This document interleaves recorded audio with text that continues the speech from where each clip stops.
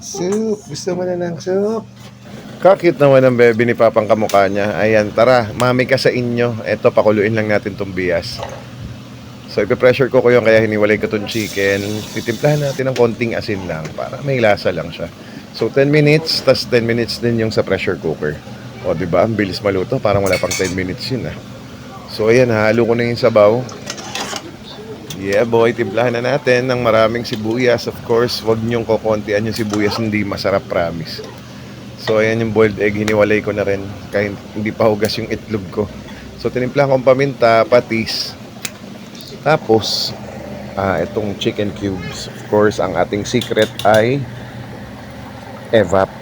Yan, wag masyado marami. Maliit lang nilagay ko dyan. Pang pa-creamy lang ng konti. Ito namang ating chicken, hihimay natin yan. Oh, isang pitik lang na himay na. Huli na mamapakto ko, may chicken sa bibig. Yan yung noodles na mapaghiwalayin lang natin. And then, mabanlian natin ang kumukulong tubig. So, fight na yan, i-assemble na natin. Siyempre, yung noodles, yung chicken, tapos spring onions for the socialness.